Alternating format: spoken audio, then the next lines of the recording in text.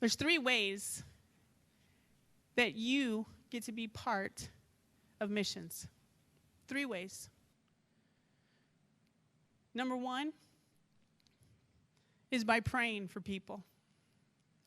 And honestly, sometimes I think that's the hardest one, is the prayer. But when you begin to think about the state of our world right now, we have a long way to go. We have a lot of unreached people groups. We still have a lot of Bibles that have not been translated into a native tongue. We need a lot of people still going about the Father's business of making Jesus known to all the world. And those of you that pray, there's things you can pray for. You can pray for strength.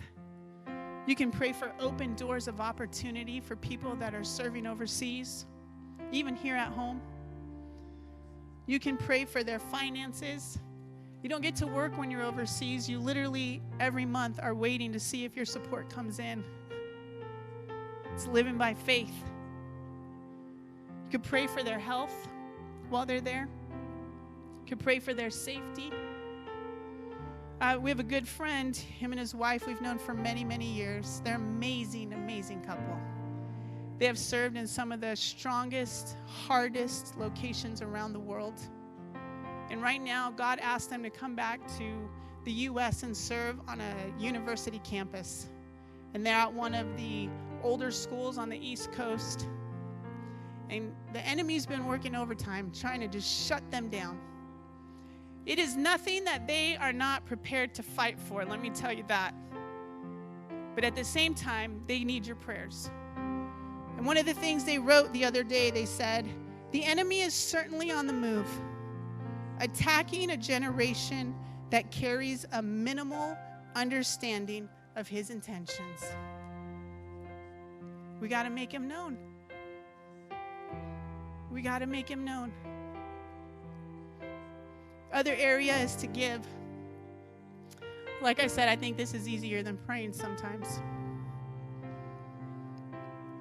What happens when you give to missions is it's almost like just this incredible investment that you put into the kingdom, and you will never know the ramifications of what took place till you get into eternity.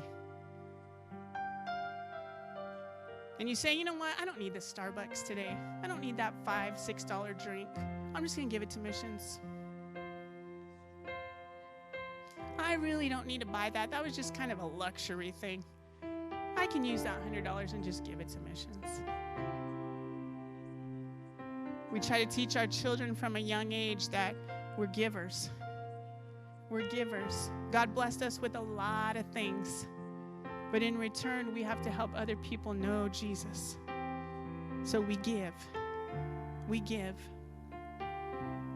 We go without something small for now so that others can live for eternity in heaven. And then there's some that just go.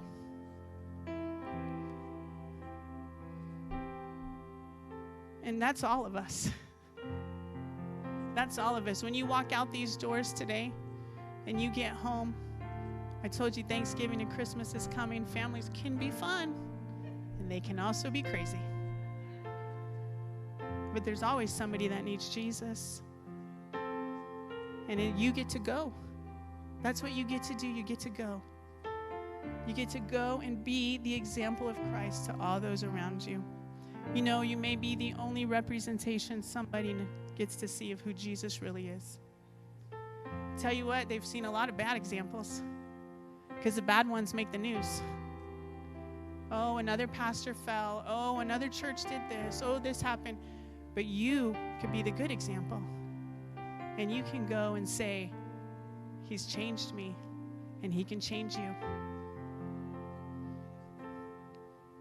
To know Jesus and to make him known. Galatians 2:20. I have been crucified with Christ. It is no longer I who live, but Christ who lives in me.